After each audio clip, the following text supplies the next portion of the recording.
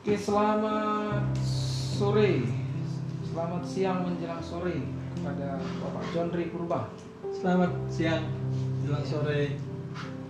Ya, jadi kita di sini topiknya adalah bincang-bincang santai ya, Pak John Ri ya. Ya, sebelum kita mulai topik kita, seperti yang kita sampaikan kepada semua, bahwa kita akan bincang-bincang santai tentang kependetaan maupun pelayanan. Jadi pertama kita akan mendengarkan perkenalan singkat dari Bapak John Ri. Silakan Pak John Ri. Ya, makasih Bang Fernando, saya panggil abang aja ya. Ya. Supaya santai, karena wajah abang wajah muda terus. Ya, kenalkan, nama saya John Ri Purba. Saya telah menikah, istri saya satu. Ya. Satu. Elena Burusi Payung, anak kami 3, saya dan istri.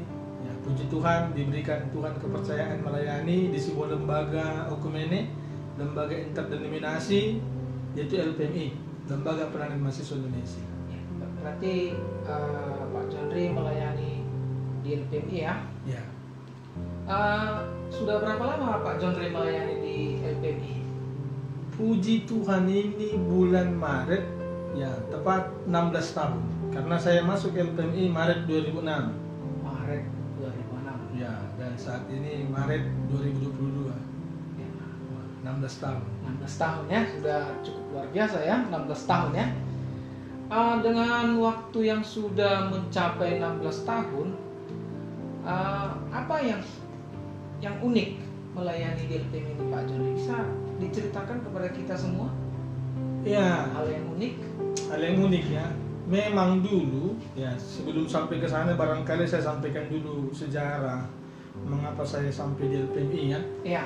Memang dulu saya punya cita-cita mau jadi pendeta.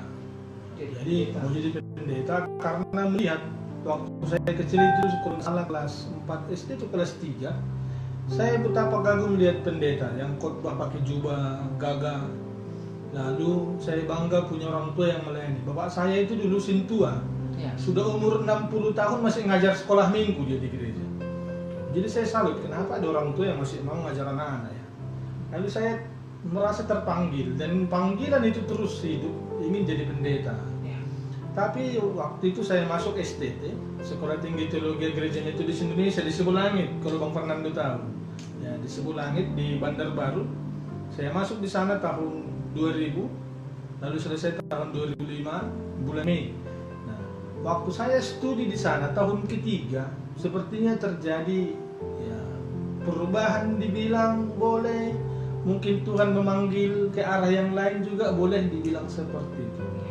Pada saat saya mulai melayani ke desa-desa, tapi yang paling berkesan saat saya mulai diutus melayani di LP, Lembaga Pemasyarakatan.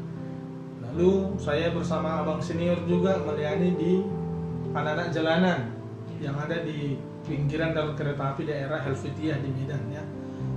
Lalu saya masuk ke lembaga pemasyarakatan juga yang ada di Kaban Jahe. Ya, Kawan Jahe ya.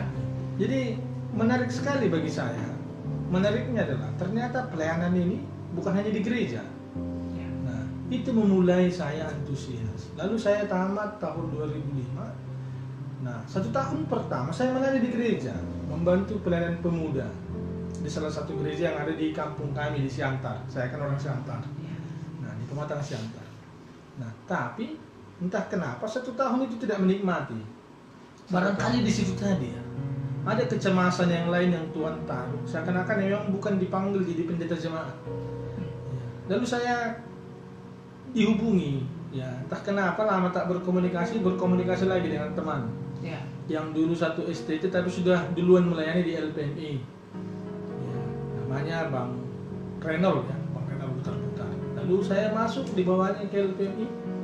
Lalu saya dipercayakan waktu itu membantu tim film di LPMI, tim film Yesus. Tim Yesus Ya, memutar film Yesus berbagai bahasa daerah ke beberapa gereja-gereja kerjasama. Lalu akhirnya semakin lama semakin menikmati. Ya, jadi itu yang membuat saya menikmati di LPMI, walaupun sebenarnya ada 2 kebijakan di LPMI yang secara manusiawi membuat orang berat atau takutlah masuk LPMI. Yang pertama, pasangan hidup harus sesama staf LPMI. Nggak boleh di luar. Nggak boleh di luar, Pak.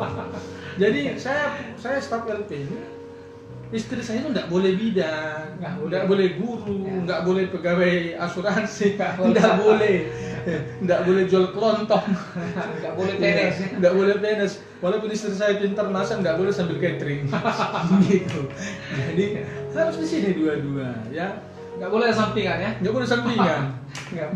Beberapa kali ada pegawai asuransi ajak saya untuk sampingan karena mungkin melihat saya mudah komunikasi, jadi dia nggak bisa. Itu yang pertama, harus sama-sama staf LPMI.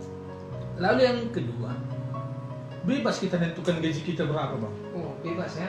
Jadi kalau saya masuk, memang ada sih standarnya ya. Mungkin single kalau tidak salah 3 ke 4 juta. Itu standar. Ya, single.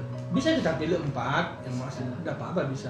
Lalu yang menikah seperti kami, punya anak 3, standarnya 6 ke 8 juta. Iya. Bisa milih 8, bisa. Bisa di atas ya. Ya. Di bawah Tapi nggak boleh ya. Boleh di bawahnya sedikit. Sedikit ya. Tapi yang unik ini cari sendiri, Bang. Jadi Cari sendiri. walaupun kita tulis gaji kita 8 juta, saya harus mencari 8 juta ini dengan mencari sponsor-sponsor pribadi, dengan melibatkan sebanyak mungkin orang. Ya misalnya saya melibatkan Bang Fernando, bisa jadi Bang Fernando memberi tiap-tiap bulan 100.000. Nah, saya kasih contoh hitungan matematisnya aja mungkin. Ya, setiap bulan saya dan istri harus mencari kebutuhan pelayanan kalau untuk saat ini. Ya. Kebutuhan pelayanan dan kebutuhan keluarga termasuk pendidikan anak-anak 7 juta satu bulan. 7 juta ini secara matematis sederhana, kalau kita bagi 200.000, itu artinya saya harus mencari 35 orang. 35 orang yang bersedia memberi 200.000 tiap bulan. Nah, seperti itu caranya. Nah, tapi ada kalanya orang tidak memberi 200, tapi ada kalanya orang memberi hanya 50.000. Ada lebih, ada yang memberi 500.000. Iya, ada bahkan lebih dari 500.000. Itu artinya yang kami nikmati di sini yang unik adalah tadi itu, belajar melibatkan sebanyak mungkin orang-orang yang mengasihi Tuhan. Dan saya yakin lewat orang-orang yang mengasihi Tuhan ini, itulah cara Tuhan memelihara kehidupan kami yang melayani di LPMI.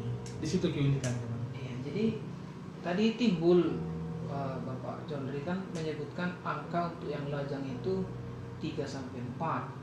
Baru kalau sudah berumah tangga 6 ya tadi.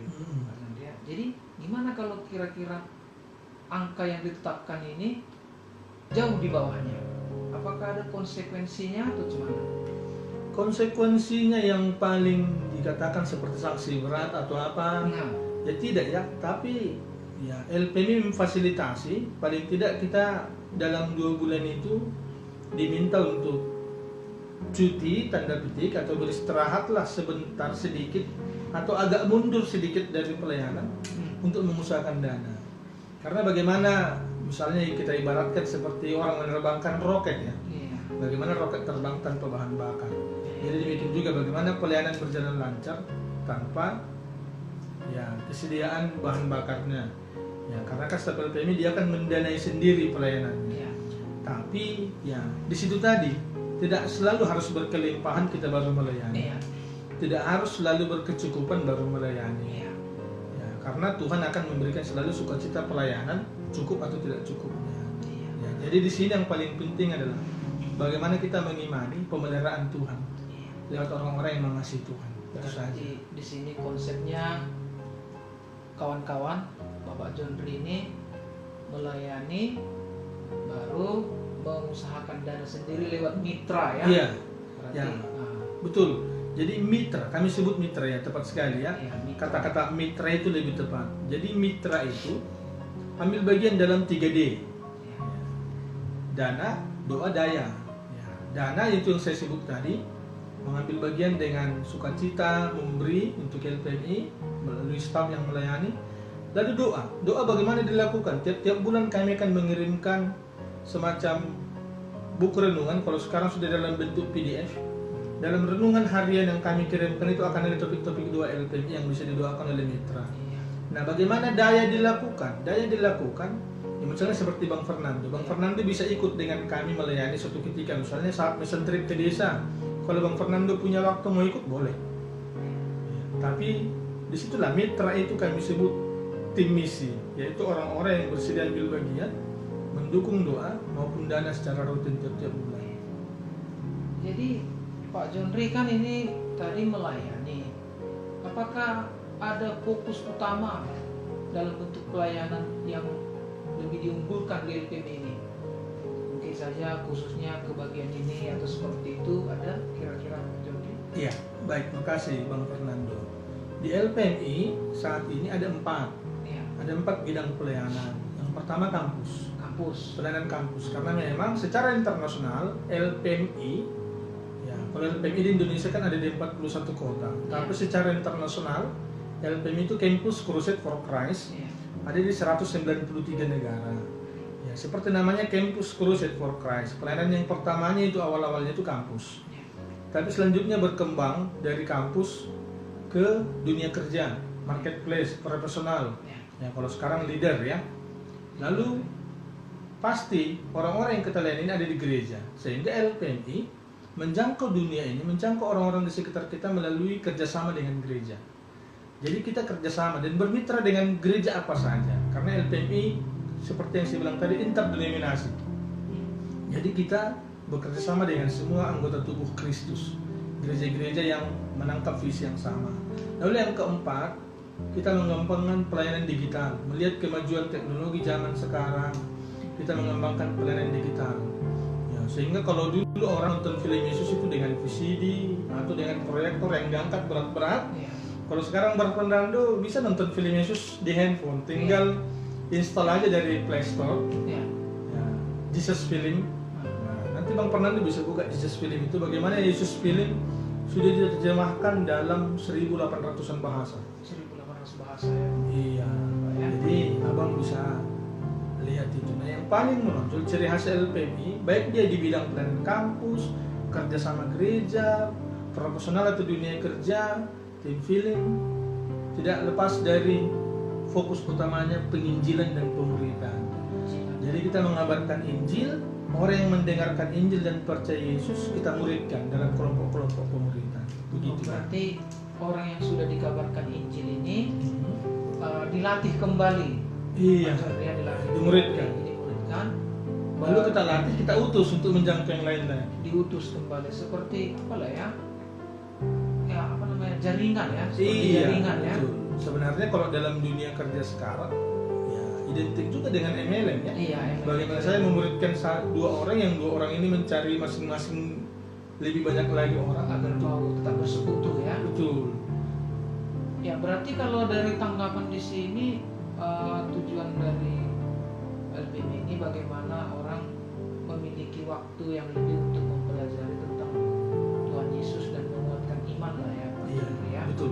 Bertumbuh dalam Tuhan. Bertumbuh dalam Tuhan, bukan dalam bahasa sekarang ini sering disebut Kristen KTP, bukan seperti itu lagi, tapi benar-benar menikmati waktu bersama Tuhan. Karena seperti visinya LPMI adalah memastikan bahwa ada seseorang pengikut Kristus yang sejati. Jadi bukan hanya sekedar mengaku ikut, tapi memang yang sejati yang memultiplikasikan dirinya. Iya, jadi ya teman-teman sekalian, tadi dikatakan oleh Pak John-ri tadi bahwa mereka ini melayani dan mengusahakan dana sendiri. Jadi kalau ada nanti teman-teman yang rindu untuk melayani pelayanan abang ini, boleh dihubungi kita ya, dikasih Tuhan Yesus, dikirim saja lewat messenger, nanti kita akan fasilitasi untuk bertemu dengan Pak John-ri ya. Boleh, ya? Boleh siap. Ya. Atau ada hal-hal yang lebih lanjut ingin disampaikan tentang pelayanan di Lembaga Pelayanan Mahasiswa Indonesia atau disingkat dengan LPMI. Tepatnya alamatnya di mana Pak John-ri? Kalau alamat kita, kantor kita Jalan Harmonika Baru. Jalan Harmonika Baru nomor 83. Kalau dari Tanjung Sari, dekat dari Rumah Sakit Metodis. Iya, itu sesuatu yang unik ya teman-temannya. Biasanya kalau pendeta itu kan dia berkhotbah di mendapat gaji atau tunjangan ya. Tapi kalau ini memang benar melayani dan mengusahakan dana sendiri lewat mitra yang mau mendukung. Nah, kira-kira Pak John-ri ini kan sudah lama, 16 tahun tadi ya Pak John-ri ya. Kira-kira apa yang membuat Pak John-ri tetap bertahan? Ini pertanyaan yang luar biasa ya. Biasa kalau saya ditanyakan ini bisa menangis, tapi saya tidak mau menangis. Iya. Iya. Yang membuat bertahan itu jawabannya sederhana. Iya. Belajar menghitung berkat. Belajar menghitung berkat. Terlalu banyak berkat Tuhan yang kami nikmati di LPM ini. Ya, bagaimana mulai dari menikah, mulai dari anak lahir sampai sekarang Tuhan izinkan boleh cicil rumah, semua Tuhan cukupkan. Yang belajar menghitung berkat Tuhan itu saja. Semua dicukupkan ya Pak Jondre ya. Ya, semua Tuhan cukupkan. Cukup ini kan relatif ya. Tapi bagi kami sungguh memuji Tuhan. Mau menikah juga udah langsung dicukupkan di LPM ya. Sudah. Pasangannya juga Tuhan kasih dari LPM. Iya, karena tadi syaratnya harus dari LPM juga. Betul. Dicukupkan juga ya Pak Betul. Jondre ya. Nah, sekarang ini kita masuk bagaimana hal-hal kemarin kita dapat sering saya dipertanyakan di halaman FB ini Pak Jondre. Di sini banyak orang bertanya bagaimana memelihara iman dalam pelayanan sehingga tidak surut. Memelihara iman, contohnya Pak Jondre kan kadang-kadang kita pergi ke gereja, iman kita mungkin berkobar di sana karena pendetanya luar biasa menyentuh hati kita. Tapi beberapa lama kemudian setelah keluar dari gereja, kita merasa iman kita tidak bertumbuh, malah tetap, atau mungkin malah makin menyusut. Nah, kira-kira bagaimana Pak Jondre memelihara iman dalam pelayanan sehingga tidak surut? Si Pak Jondre kan melayani kan selalu 16 tahun ini selalu bersemangat ya, karena 16 tahun itu melayani, mengusahakan dana sendiri, itu luar biasa Pak Jondre. Nah, bagaimana kira-kira memelihara iman di sini Pak Jondre? Ya, terima kasih Bang Fernando. Ini pertanyaan yang luar biasa juga ya bagi saya secara pribadi. Ya, 16 tahun bukan berarti mulus saja. 16 tahun bukan berarti perjalanan yang ya sepertinya berapi terus. Ya, karena memang pelayanan ini pelayanan yang bergantung penuh pada iman. Ya. Bagaimana memeliharanya? Yang pertama ya memang ya saya selalu ya, menjaga persekutuan dengan Tuhan ya. Ini penting, ya, karena kita harus bedakan hidup untuk melayani atau melayani untuk hidup. Ya. Banyak pelayan dia melayani untuk hidup, artinya melayani dengan motivasi hidupnya terjaga. Ya. Tapi kita harus beda. Kita hidup memang untuk melayani. Ya, hidup untuk melayani. Bukan melayani untuk hidup. Kalau melayani untuk hidup kesannya harus melayani dapat gaji sehingga kita hidup. Iya. Sementara kalau hidup untuk melayani ya kita pasti hidup kita dipelihara. Berarti ada keyakinan di sana. Keikhlasan ya. Ikhlas. Ikhlas untuk Tuhan pakai. Baru yang kedua, percaya, menikmati dan mempercayai firman Tuhan ya. Ya, saya mau bacakan satu ayat firman Tuhan yang suka saya renungkan ya. Saya membaca dari Yesaya 43 ayat 1. Ini ayat firman Tuhan yang senantiasa saya ulang-ulang dalam menghadapi banyak hal. Israel, beginilah kata Tuhan, Akulah yang menjadikan dan membentuk engkau. Jangan takut, engkau pasti kuselamatkan. Aku telah memanggil engkau dengan namamu. Engkau adalah milikku. Ini saya baca dari bahasa Indonesia masa kini ya, bahasa yang mudah dipahami. Ada beberapa hal yang di sini saya renungkan. Yang pertama, Allah yang menjadikan dan membentuk. Kalau Allah yang jadikan berarti Allah yang pelihara. Ya, itu yang pertama. Yang kedua, jangan takut. Kalau Tuhan sudah bilang jangan takut, berarti tidak ada alasan untuk kita takut. Karena engkau pasti kuselamatkan. Lalu bagian yang terakhir, aku telah memanggil engkau dengan namamu. Engkau adalah milikku. Ini kata-kata yang harus kita jaga. Artinya, kalau kita yakin Tuhan yang panggil, Tuhan yang akan memelihara, itu pasti. Karena apa? Kita ini miliknya. Sama seperti kita memiliki suatu benda yang sangat berharga, kita akan jaga terus. Bagaimana supaya tidak rusak, bagaimana supaya tetap mengkilap di laut. Ya, saya yakin saya di tangan Tuhan juga seperti itu. Tuhan akan pelihara, Tuhan akan jaga. Nah, bagaimana? Mungkin suatu saat bisa jadi surut. Ya, katakanlah karena pergumulan hidup ya, surut. Mungkin ada pergumulan berat. Kadang ada kalanya juga kecewa. Mungkin kecewa melihat teman-teman, melihat manusia, melihat kawan-kawan pelayanan yang lain. Kok pelayan seperti ini? Kecewa. Tapi yang saya lakukan adalah yang saya layani itu Tuhan, bukan manusia. Itu penting. Banyak pelayan seakan-akan yang dilayaninya bos manusia. sehingga takut memperkatakan yang benar. Sehingga tidak jarang banyak pengkhotbah bahkan berkat sehingga lupa menegur dosa. Ya, kalau kita layani Tuhan, selama itu dosa harus ditegur. Ya, kalau memang itu berkat, ya sampaikan berkat. Artinya sampaikan firman Tuhan apa adanya. Lalu bagian yang terakhir, bagaimana memelihara iman yang tadi itu, yang saya sebutkan di awal tadi sebelumnya. Ya, belajar menghitung berkat. Saat kita menghitung berkat Tuhan, wah, seperti lagu pujiannya, hitung berkat Tuhan satu-satunya, kau akan kagum, kau akan tercengang melihat jumlahnya, tidak akan terhitung. Itu Bang. Nah jadi ini Pak Jondri, kita tadi sudah membahas tentang memelihara iman, tapi ini ada sedikit setelah beberapa lama tadi saya agak berpikir sedikit. Saya masih ingin bertanya tentang pengusahaan dana, perjanjian dana. Bagaimana kira-kira pengalaman dari Pak Jondri ketika pengusahaan dana ini? Bagaimana respon orang-orang?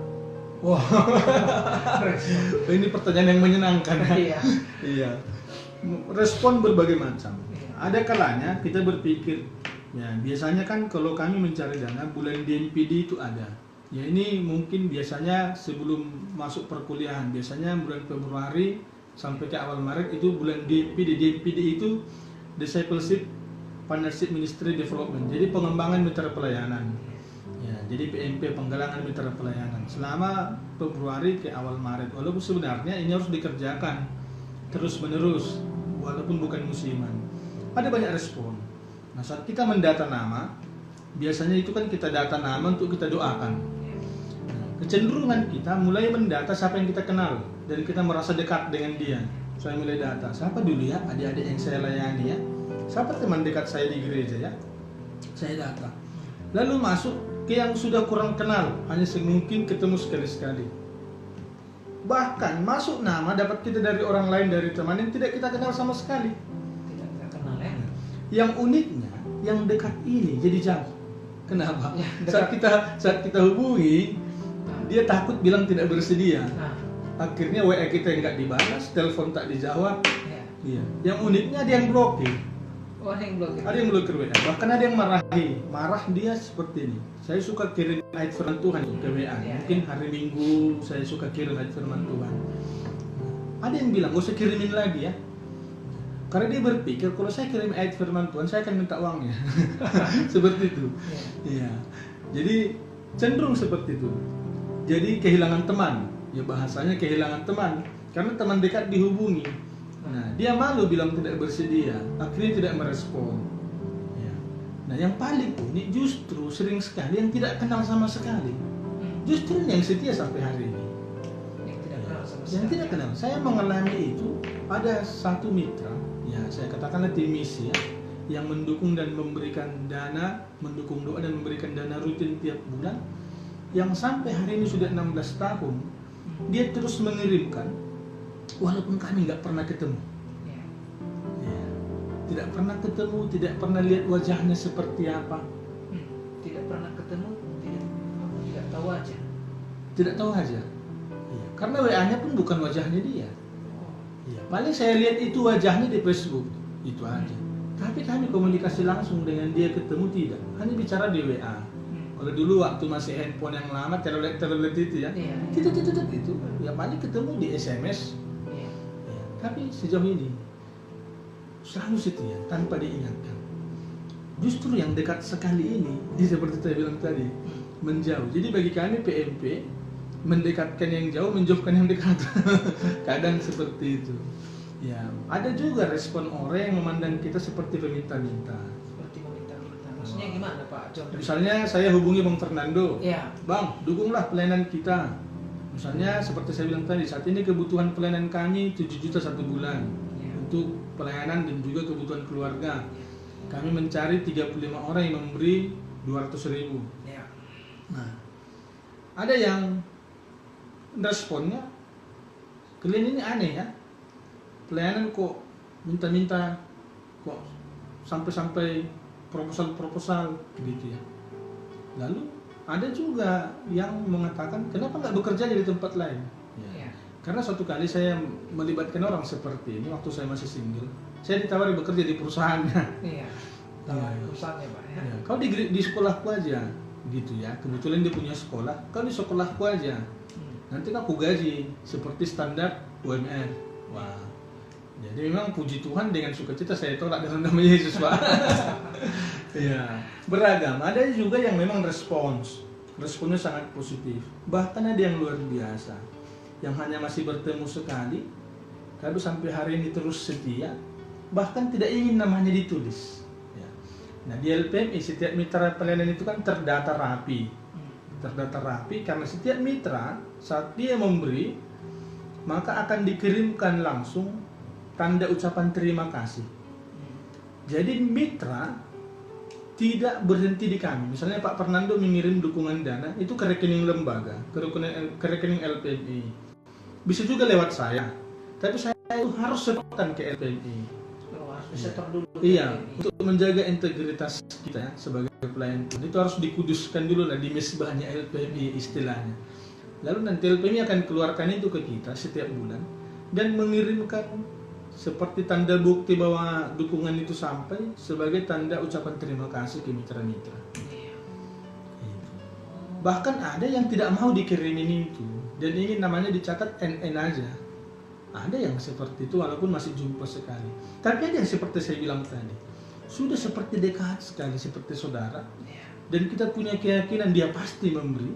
Justru tidak omongin kita lagi. Yang paling suka citanya WA kita nggak dibalas. Padahal sebelumnya sangat dekat. Ya, tapi itulah sukacitanya. Itu dinamikanya. Dalam pelayanan ya Pak Jonri ya. Jadi Pak Jonri itu tadi bagaimana tentang pelayanan dari Bapak Jonri ya. Dan bagaimana mengusahakan dana.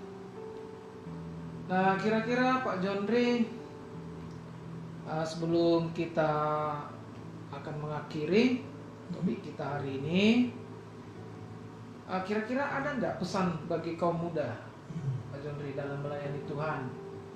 Ya, di sini ada yang sekolah kependetaan, bercita-cita mau jadi pendeta, atau di pelayanan di bidang lain kecuali selain pendeta maksudnya. Kira-kira ada nggak Pak Jonri pesan bagi kaum muda yang ingin melayani Tuhan? Oke, sebelum sampai ke pesan barangkali ada hal mendasar yang harus kita tahu, bahwa dalam hidup kita ini sebagai orang Kristen ada 3 panggilan yang itu pasti kita miliki. Yang pertama, panggilan untuk percaya kepada Tuhan Yesus. Semua orang terpanggil untuk percaya walaupun nggak semua percaya. Lalu yang kedua, panggilan untuk menjadi murid. Ya. Kita melihat Alkitab bagaimana Yesus memanggil murid-murid untuk diutus. Ya. Lalu yang ketiga, panggilan melayani. Semua orang dengan profesinya bukan harus jadi pendeta. Ya. Mungkin ada yang jadi guru, ada yang jadi dokter, dipanggil untuk melayani Tuhan dalam hidupnya. Pesan saya, ya lakukan seperti untuk Tuhan. Ya, bukan untuk manusia. Kolose 3:23 itu ya. Karena saat kita melakukannya seperti untuk Tuhan, maka di situ kita bisa menghitung berkat Tuhan, tidak bersungut-sungut dan menikmati pelayanan kita lewat pekerjaan kita. Ya. Berarti kalau dia dokter, mengerjakan kedokterannya, lakukanlah seperti untuk Tuhan. Seperti untuk Tuhan. Ya, misalnya datang pasien yang miskin, ya janganlah ditolak, terimalah. Jangan terlalu mematok harga. Betul. Iya, saya kenal beberapa dokter yang cukup baik ya. Bagaimana dia juga menjadi berkat bagi kami. Ya, dia punya komitmen kalau hamba Tuhan yang datang berobat, dia tidak akan terima biaya. Ya, saya nggak bilang semua dokter harus seperti itu. Tidak, tapi paling tidak, ya jadi dokter yang apa ya? Dibilang maruk terlalu negatif ya. Mungkin tidak terlalu materialistis lah ya. Kalau orang susah datang ditolong lah. Melihat keadaan lah ya. Kalau orang kaya dibuat tarif mahal nggak apa-apa lah. Iya. Karena juga banyak berkah. Ya, terus ini nanti pasien sudah datang pakai sarung, sandal jepit, tarifnya tinggi, kasihan kan? Jangan disamaratakan ya Pak Jonri. Iya, betul. Bisa orang miskin nggak ada yang berobat. Kita perlu juga Pak Jonri seperti apa ya, benar-benar mengikuti apa yang Betul. Apalagi dalam bidang kesehatan ini salah-salah sedikit Iya. nyawa taruhannya. Iya. Begitu ya kira-kira Pak Jondri ya. Semua kita harus Iya. sungguh-sungguh lakukan seperti untuk Tuhan ya. Mau sebagai guru, melayanilah sebagai guru. Iya. Iya. Karena kita sedang mempersiapkan pemimpin-pemimpin, kepala-kepala rumah tangga yang percaya Yesus kan. Iya. Iya. Bayangkan kalau ini salah dididik. Itu yang membuat saya kenapa tertarik melayani remaja, pemuda, mahasiswa. Karena saya berpikir saya sedang mempersiapkan pemimpin masa depan. Pemimpin masa depan ya. Iya. Pemimpin yang takut Tuhan, pemimpin yang tidak korup, kepala keluarga yang tidak mabuk. Iya. Begitu Pak Jondri ya. Iya. Ada lagi kira-kira Pak Jondri yang mau disampaikan kepada teman-teman semuanya? Semangat melayani. Semangat melayani. Ya, dan mari persembahkan diri untuk Iya. Tuhan. Oke, terima kasih teman-teman. Itu tadi sharing kita dengan Bapak Jondri. Pak Jondri pendeta Pak Jondri. Sebenarnya tidak. Tapi kadang orang manggil pendeta. Oh iya ya. Jadi sebenarnya ya saya ini ya kadang suka-suka orang ya. Kalau saya kan berjemaat di GKPS, Iya, GKPS GKPS. Pancur Batu. Iya. Di sana saya sintua. Situ Pak Jondri ya. Tapi karena saya punya gelar teologi MTH, Oh. nah kadang khotbah di gereja lain mereka buat pendeta karena gini misalnya ada kawan-kawan ini teman-teman ini di gereja lain katakanlah di salah satu gereja di HKBP. Iya. Kalau sudah khotbah, oh sudah pendeta lah itu. Jadi kadang kalau saya datang ke gereja itu mereka sudah tulis pendeta J Purba MTH gitu ya. Oh. Ya. Kadang di satu gereja saya dibuat evangelis. Oh. Iya, jadi kadang memang ya Kalau aslinya bukan pendeta ya. bukan pendeta tabisan, bukan. Tapi kadang orang bahkan teman-teman manggil saya Pak Pendeta ya terserah lah. Karena memang sudah apa ya sering melayani di gereja juga ya. Pak. Iya, ada banyak beberapa gereja yang menjadi gereja mitra yang biasa mengisi di sini. Jadi seperti itu teman-teman, jika ada yang rindu untuk mendukung menjadi mitra di Lembaga Pelayanan Mahasiswa Indonesia seperti Pak Jondri, staf di LPMI, bisa nanti kita sambungkan ke Pak Jondri lewat Kasih Tuhan Yesus Messenger. Jika ada yang ingin bertemu langsung kepada Pak Jondri, sharing-sharing rohani, bisa nanti kita dihubungi dan kita sambungkan untuk langsung bertemu dengan Pak Jondri. Kira-kira seperti itu teman-teman ya. Oke, terima kasih. Shalom. Tuhan Yesus memberkati.